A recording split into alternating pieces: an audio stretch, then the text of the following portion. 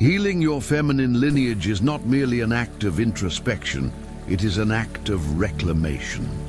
According to Carl Jung's psychology, what we inherit is not limited to eye color or the shape of our hands, but includes silent stories, emotional debts, and invisible loyalties passed down through generations. These aren't just patterns, they are psychic imprints. Maybe you felt them, that invisible pull to endure, to silence your needs, to love at the cost of yourself. And you wonder, why do I do this? Where does this story begin? It often starts long before you were born, in the lives of your mother, your grandmother, and the women before them, in their decisions, their sacrifices, and the things they could not say aloud. And without realizing it, you carry fragments of their unhealed pain. The way you love, the fears that hold you back, the guilt that surfaces when you choose yourself. Jung described the shadow as the place where we bury what we cannot face, individually and collectively. For many women, that shadow holds suppressed rage, silenced dreams, repressed softness. To heal your lineage means to look into that shadow without flinching, to sit with the discomfort of what's been avoided, to name the grief that no one dared to speak. It's not easy, it's not clean, but it is transformative. Because when you bring light into those hidden places, you begin to see the blueprint that shaped you, and from there, you can choose something different. You can rewrite the rules.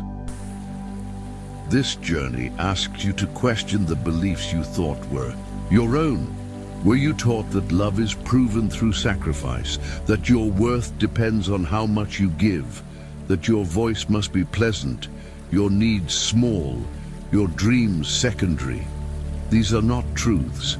They are remnants, echoes of a time when women survived by shrinking.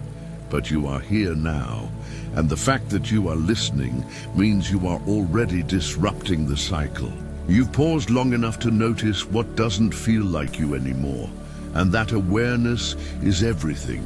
Jung said that what remains unconscious will rule our lives, and we will call it fate.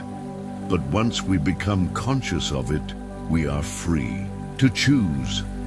Imagine the strength it takes to be the one who says no more, to speak the truth that was silenced, to rest where your ancestors could not, to love in a way that feels expansive, not depleting.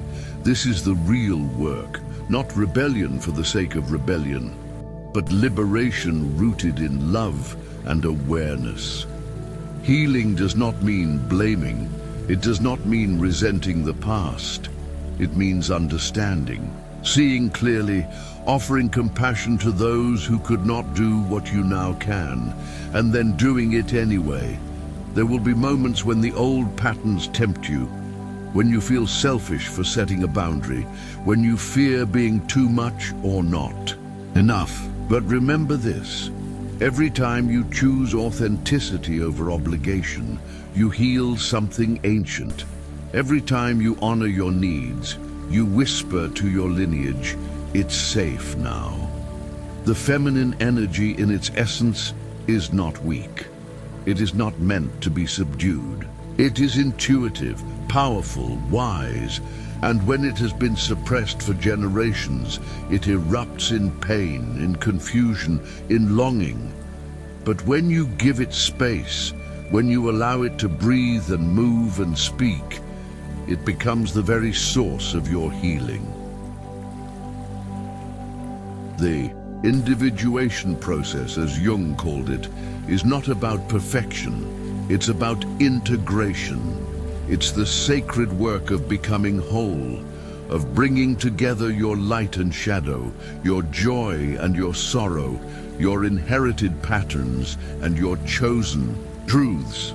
This healing is not abstract.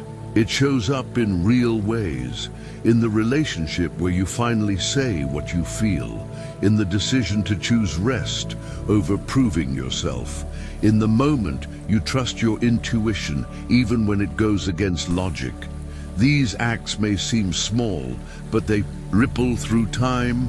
Your transformation is not yours alone. It is communal, generational. When you shift, your energy shifts. Your presence shifts, and the people around you feel it. Some will celebrate you, some may pull away. Not everyone is ready to witness the breaking of old paradigms. That's okay. Your journey isn't about being understood. It's about being true.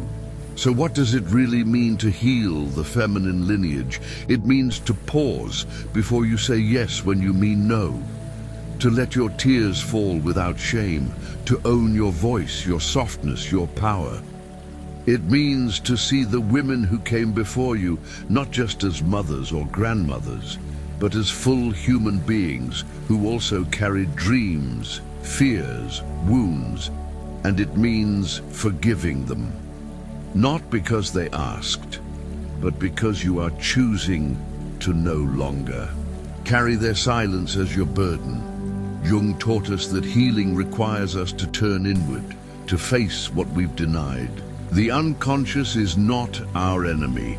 It is the soil from which the new self can grow if we are willing to tend to it. This isn't easy work, but it is sacred, and you are not alone. Every step you take becomes a path for others. Every insight you gain becomes a light for someone still walking in the dark. So let this be your reminder. You are not repeating the story, you are rewriting it. And that, more than anything, is an act of generational love. If you've made it this far, it means the message has touched something in you. So take a moment to reflect. What patterns are you ready to release? What parts of yourself are asking to be seen, held, and healed? And if this resonated, share it. Someone else might be waiting for a voice to say what they've always felt. Let your story be part of a greater movement. And remember, this healing begins with you, but its reach is infinite. Subscribe if you want to continue walking this journey.